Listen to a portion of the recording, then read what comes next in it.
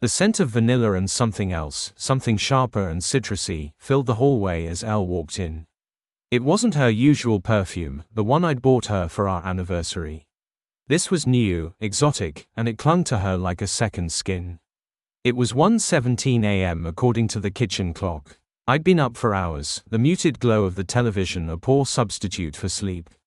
She breezed past me, a vision of rosy cheeks and sparkling eyes, her laughter bubbling like champagne. "Oh, honey, it was such a blast," she exclaimed, already heading for the bedroom, not even glancing my way. She didn't mention that she wasn't answering my texts from earlier in the evening. "The girls and I went to that new place downtown, the Velvet Room. You should see it, it's like stepping into another world." I watched her go, the knot in my stomach tightening. Girls' night out, that's what she called it, anyway. Lately, girls' night out had become a near weekly occurrence, each one leaving her more radiant, more distant. I tried talking to her about it, but she dismissed my concerns with a wave of her hand, a soft, "Don't be silly, honey, you're just being paranoid." I was never the jealous type, but it was becoming increasingly difficult to ignore the mounting evidence that something was off. I took a deep breath, trying to calm the storm brewing inside me. I hadn't planned on this, but I had a feeling tonight would be different. It had to be. The previous weekend, a nagging feeling had led me down a path I never imagined I'd take. I'd found a way to access her phone records, a pit in my stomach growing with each number I didn't recognize. One, in particular, stood out, an almost daily call and text recipient. It was listed under a generic first name, Alex. I'd done some digging. A reverse phone lookup led me to a profile on a social media platform with a photo of a handsome man with dark hair and a roguish smile. Alex had posted that he was a bartender at the Velvet Room, the same bar my wife had just gushed about. My heart pounded against my ribs as I went into our office and found the envelope I had been waiting for. I reached in and pulled out the printout, a receipt from the Velvet Room, dated just an hour earlier. I hadn't asked for it, just requested a copy after explaining I was looking for it. I'd paid a small fortune for that little piece of paper, but I was sure it would be worth it. I walked into our bedroom. She was humming softly, pulling a nightgown over her head, the scent of that citrusy perfume hitting me again. She turned to me, a smile on her face. It was the kind of smile that used to melt my heart, now it just twisted the knife in my gut. "What's up, honey? You look like you've seen a ghost." I held out the receipt to her. It was the one I had painstakingly waited for, the one that would finally tell me the truth of what was going on. "Just a little something from your girls' night out," I said, my voice surprisingly even. She took the receipt, her smile faltering as she scanned the numbers. I watched as the color drained from her face, her eyes widening in horror.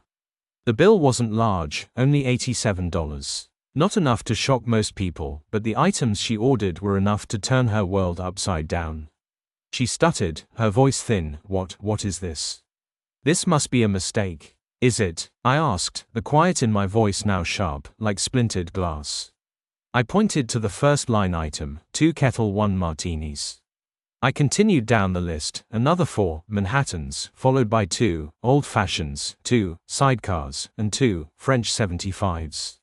I didn't need to ask how it was possible for one person to drink so many alcoholic beverages in one evening. It was obvious. "You didn't have girls' night out, did you, Elle?" The words hung in the air, heavy and accusatory. She opened her mouth to speak, then closed it again, her eyes darting around the room like a trapped animal. I can explain," she finally stammered, her voice shaking. I crossed my arms. "I'm all ears." She looked like she was trying to come up with an excuse, but there was nothing she could possibly say that would explain away the truth, I knew. She blurted out something about how she was just having fun. She said she would never hurt me. But the tears that were welling in her eyes didn't do much to soften my heart. "You're lying, Elle," I said, my voice flat, devoid of any emotion. "You lied to me. All this time, you've been lying. The late nights, the new perfume, the endless girls' nights out, it was all a lie." Her lower lip trembled. "It wasn't like that. I just needed a little fun." "Fun?" I laughed, a harsh, bitter sound. "Fun? You call sneaking around with some bartender fun?" The tears finally spilled over, streaking her makeup. She looked like a child caught with her hand in the cookie jar. She tried to reach for me, her hand outstretched, but I stepped back, disgusted by her touch. I pointed at the receipt, my finger trembling. This is not, girls' night out, fun. This is called cheating. You were with him, weren't you? Alex from the bar. She didn't answer, her silence more damning than any confession. I let out a breath I didn't know I was holding. I didn't shout, I didn't scream, I just spoke the words that had been building in my chest for weeks. I'm done, Elle. I'm done with the lies. I'm done with the deceit. I want you out. I want you gone. Her eyes widened. What? No, you don't mean that, she shrieked, her voice laced with panic. She was trying to touch me, but I stepped away from her like she was the plague. She reached for my hand again. This time I swatted her hand away and turned around and went into the other room. I'd already contacted a lawyer, already done the groundwork. I walked into the office and grabbed the already prepared separation papers. I turned and walked back into the bedroom. I held them out to her. These are for you. They're all in order. Sign them. She stared at the papers as if they were a venomous snake. She tried to say something, but I just pointed to the papers again. The tears were streaming down her face now. I don't understand, how could you do this, she stammered. I'm done, Elle. You made your choices. I made mine. Sign the papers. She went on and on about how she was sorry. She went on and on about how we could work through this. I had expected this. All I could do was stand there. I wasn't feeling any more anger, but I wasn't feeling any sorrow. All I felt was indifference. Finally, she took the pen, her hand shaking as she signed the papers. She threw the pen on the nightstand and looked at me with a mixture of shock and betrayal. She gathered her things. I wasn't going to touch her. I wasn't going to say anything. I just turned around and walked to the living room. I sat on the sofa, my gaze fixed on nothing. I heard her footsteps behind me as she walked out the front door. I listened to her car start and drive off.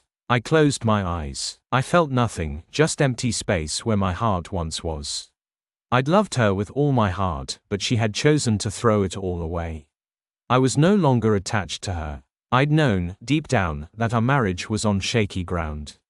Her lies had slowly eroded the trust I had in her, leaving nothing but a hollow shell of what we once were.